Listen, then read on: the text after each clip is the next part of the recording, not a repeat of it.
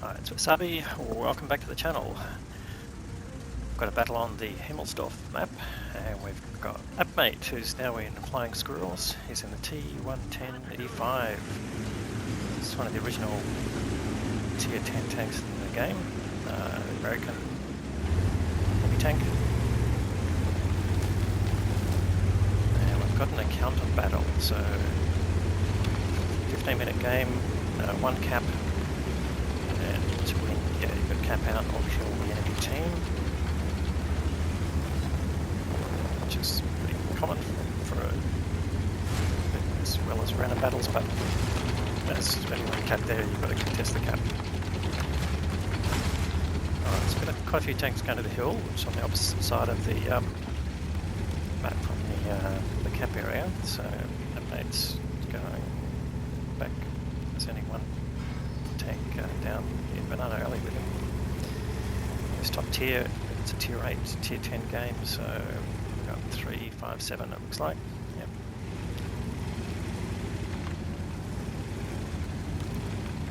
Just checking out Banana Alley first, just to see whether anyone's pushing down there. Gets rid of some obstructions. There's some vehicles there that will obscure tanks crossing. So just looking for an opportunity there. They got one of their light tanks out in the field. He's managed to spot the Barask, who's probably trying to do the same thing, just cover the cap area. And they've just spotted the enemy tanks up on the hill, so it looks like a battle on the hill for sure. T-54E1 gives up that spot, so apmate just moves up. Now, one of the weaknesses of the E5, of course, is the commander's cupola on the roof, and that is on the side. No, it's on the opposite side, so it's actually a pretty advantageous spot to be shooting from. It does cover his main weak spot there, but no targets presenting, so he decides to move up and see if he can flank anyone. Oh. Just as he does that, finds an E4 and got distracted by the E100. Now he's just doing the same thing, trying to cover his cupola and go through the roof of the E4. We're not having a problem here. He's using standard AP rounds here. The E4's got fairly weak armour compared to the E3, which is a very misleading armour compared to what you'd expect. And just lines him up again, but take a big hit there. Took 760 hit points out of him in one go. But, he's just going to keep sacrificing the E4. Luckily he's breaking it. The KV4 manages to penetrate him too, so it's not good. Now you can deal with the KV4, just puts a big shot into it and bounces the incoming shot. So moving your turret around and putting the gun up to cover your cupola, good tactics here. Gets rid of the E4, but in the process just opens himself up to the KV4, which is unfortunate, but now he can push in on the KV4. Fires a shot towards him, which doesn't hit, I don't think, but now he bounces again the incoming round, and his armour standing up here has bounced a few shots, so he's just got to keep the angle going, sacrifice his KV4 or takes another hit, and loses his ammo rack, so now he's into his repair kit. He's going forward, not long for this world, but he's just got to stay and bounce. There we go, so he should be able to kill him this time. 1, 2, 3, oh, it bounced. No, now he's got to bounce the other one, which luckily takes that on his tracks. Got a few lucky things happening here, and doesn't pin him again, but the T-54E1 comes to the rescue, takes him out, and now it's time to go and try and flank the hill. Oh, okay, he's just spotted the arty crossing, so they can go after that and try and get rid of him. That's a 53, 55 is pretty fast moving artillery, so is he going to get a shot? He might just do that. Yes, he does. Can he get shot in? Bang, he does, but not the kill, which is unfortunate. Now we've got some tanks coming down off the hill, so we've got a Ferdinand covering. Just doesn't get out of the way fast enough. And apmate getting his gun working, he's got up to a reasonable rate of hit points. He's going to be flanked himself if he's not careful. Got the AMX CDC, which has got a decent gun but fairly flimsy tank. So So if you can take him on and bait a shot, he might be able to stand up to him. No, he's not even looking his way.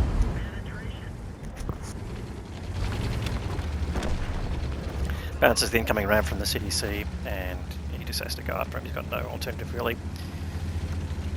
His team are significantly down in hit points, even though they've got the same number of kills. And they have managed to capture the hill. That must be why the enemy is coming off it, but they've lost a lot of hit points on the way. And the remaining enemy tanks, most of them have got a pretty standard amount of hit points, so not excluding the E100 either. So comes up here, takes on the Foch, and just backs up out of the way, trying to avoid the Foch. And the Foch deciding not to go after him, which is good for apmate. He's got 5k of damage, and he's just got to try and hold this position here really and try and farm what he can. The Foch being very careful not to offer too much. In fact, there's 2 of those TDs down there. So these are the tier 9 French TDs, not with the big gun, so he's lucky there, and he's bouncing the incoming rounds.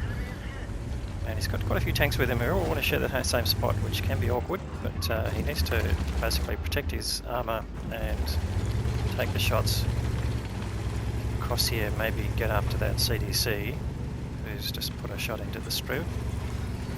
And the Struve not being very happy about this, so he might just duck in here, avoids the shot. There's the Barask, and he's took up to 6k damage now. Oh, it takes a big hit from the Barask, and he's been ammo ranked again, but repairs that. So now he's got to try and get rid of some of these guns here. Bounces again the incoming ram from the CDC, which is handy, but just doesn't have enough alpha to get rid of him completely. But that was a good high roll nonetheless. Problem here is he's likely to be flanked. Just catches the CDC there, unfortunately doesn't do any damage. But it's not left him on many hit points. And now he's just got the Barask, who is still there. Bounces the round, punishes him, leaves him on 41 hit points, but the Barask gets his second shot in, and that's the end of apmate's game. That is unfortunate. Not many tanks left now. The Tiger 2 goes down, and we've just got an FV4005 and the Struve, who's not on many hit points, and the FV not on many hit points either. So this game is not going to last that longer, and there is 7 minutes to go here. The Struve goes down, and now it's just the FV. He's not far away, he might get some damage in. We're just not seeing that. Oh, here we go, he's moved up here. Really get one more shot, might sacrifice the Barask, but if the Barask gets both the shots off, that's the end of the FV. Barask gets one shot in yet? No? Yes, he's going to get a drop on the FV. Is the Barask even loaded? It's a bit hard to tell. He draws him out and does get a hit in, and that's the end of the game. So, unfortunately, even though the effort put in by apmate was good, it just wasn't enough to carry. Let's go and have a look at the details. So he finished 7.3k of damage, only managed 1 kill, but that was not really his fault. Second class mastery badge. Now let's go and have a look at the team score. Alright, so it's finished with 600 base EXP. That's pretty decent in a loss. 7.3k is given him the High Caliber award for the most damage in the game. Next highest in his team was T110 Heavy, who did nearly 3.5k, which is not too bad. And on the enemy team, the 100 did 4.3, which is quite excellent. But yeah, apmate coming out with the top damage in the game there. And let's go and have a look and see what that should happen with that 600 base. So yeah, so with the reward you get for being the best player in a losing side, Courageous Resistance Award, you get a bonus 50% for your base EXP, so that brings it up to 951, which that's what's given him the second class. Not quite enough for an ace tanker there, and also gets a small amount of credits as well to go with that. So in terms of credits, actually made a small amount of credits, not bad in a tier 10 game.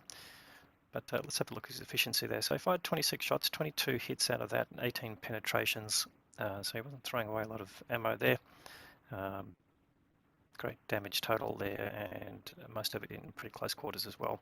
So great game there from apmate. Unfortunately, not enough to influence the result, and so condolences there. But hopefully you liked the video, and if you did, please give it a thumbs up. If you haven't subscribed to the channel yet, please consider doing that.